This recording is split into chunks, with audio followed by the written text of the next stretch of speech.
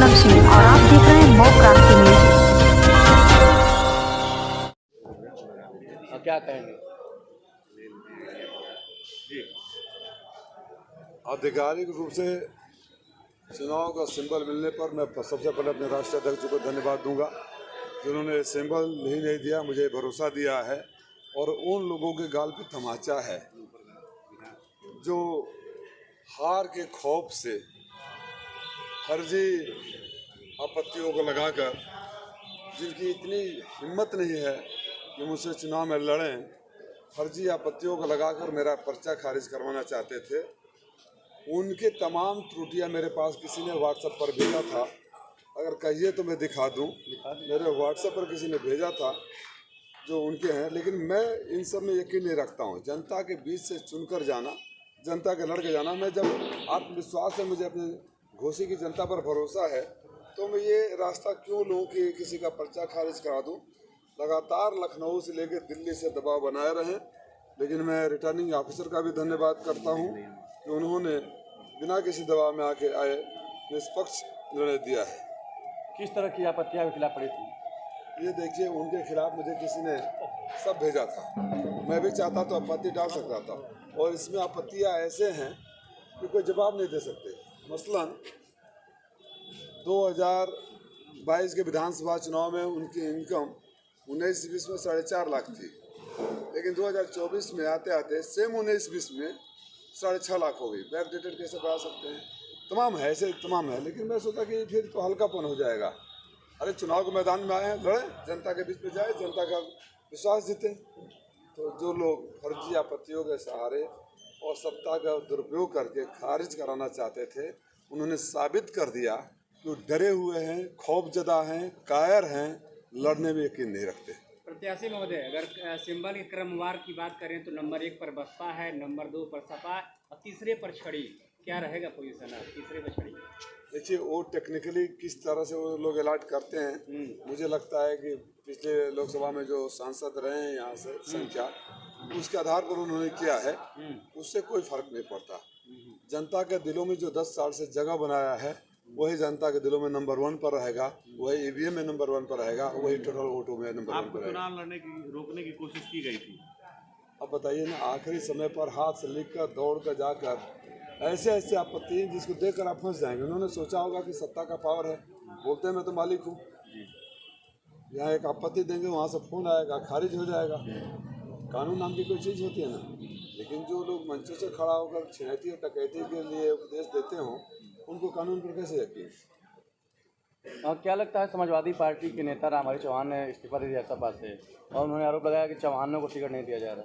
उनसे आप जाकर अगली बार पूछिएगा, या मैं अनुरोध करूंगा आप सबसे कि बूथ उनका निकाल कर देखिएगा कि अपनी ज़िंदगी में कभी वो बूथ जीते हैं अपना। अरविंद राजभर कह रहे हैं कि रसड़ा को मैं जिला बनवा दूंगा अगर जीत गया तो। हंसिए, मुस्कुराइए।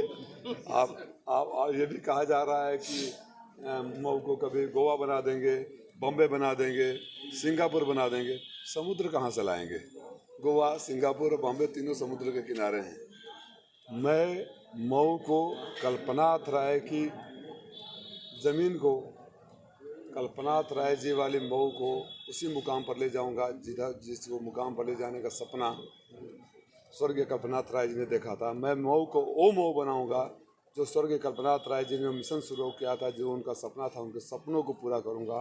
मैं मऊ को वो मऊ बनाऊंगा जिसका उदाहरण अगल बगल के जिले देंगे, न कि मैं फर्जी उदाहरण कहीं और से दूँ। 2019 में सपा बसपा के अलायंस था, जितना वोट पाके अतुल राय जीते थे, अगर बसपा का वोट हम अलग कर देते हैं, क्या सिनेरियो देख रहे हैं आप?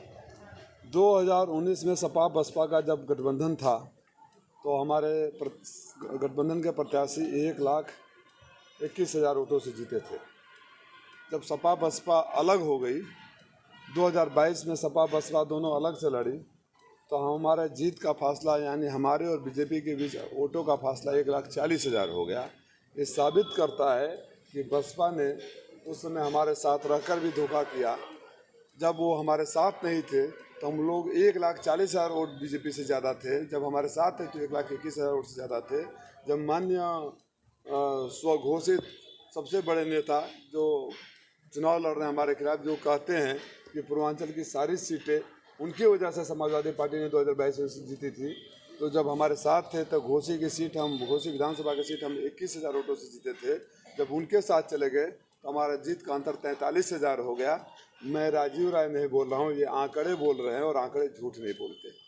छतरी वोटरों को लेकर तमाम कंट्रोवर्सी आ रही है, नाराज है, क्या लगता है आपको इस बार चुनाव में जो छतरी वोटर हैं घोसी के, क्या रुझान दिख रहा है अभी तक आपको? क्या लगता है आपको, चाहे राजीव राय हो, चाहे XYZ हो, चाहे कोई माँ बहन की गाली देकर, जूते मारने की बात कर छतरी समाज हो या कोई अन्य समाज हो, कोई वोट ले लेगा क्या?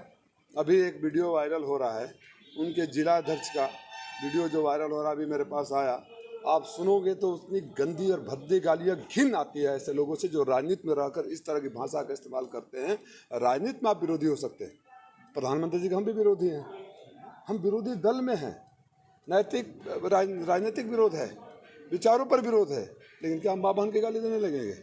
महेंद्र पांडे जी वरिष्ठ नेता है ना, कैबिनेट मिनिस्टर है ना, माँ बहन की गालियाँ नहीं दी गई। तो आप चाहते हैं कि माँ बहन जब चाहे माँ बहन की गाली दे, जूते मारने की बात करें और वोट ले लें? दूर नहीं होनी है। देखिए, जो नाराज है वो, मैं अगर बोलूँगा तो आप लोगों से पॉलिटिकल स्टेटमेंट लेंगे, लेकिन आप खुद वोटर होके इसमें से उस समाज का कोई अगर पत्रकार साथी हो तो अगर अपने दिल से भी पूछेगा तो उसका दिल यही कहेगा कि मैं माँ बहन की गाली देने वाले को, जूते मारने की बात करने वाले को कभी वोट नहीं दूंगा।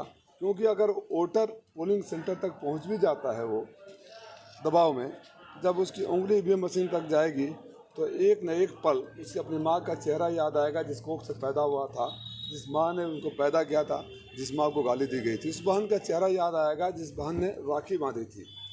और माँ बहन की गाली सुनकर, राखी बांधने वाली बहन को गाली देकर, माँ पैदा करने वाली माँ को गाली सुनकर, जूते खाने की बात सुनकर कौन वोटर वोट देगा? आप लोग खुद से पूछिए। 23 को प्रधानमंत्री आ रहे हैं घोसी में, आप खिलाफ प्रचार करने? हैं? प्रधानमंत्री आ रहे हैं प्रचार जी आए तो क्या प्रधान, उनका काम है प्रचार मंत्री तो ही है।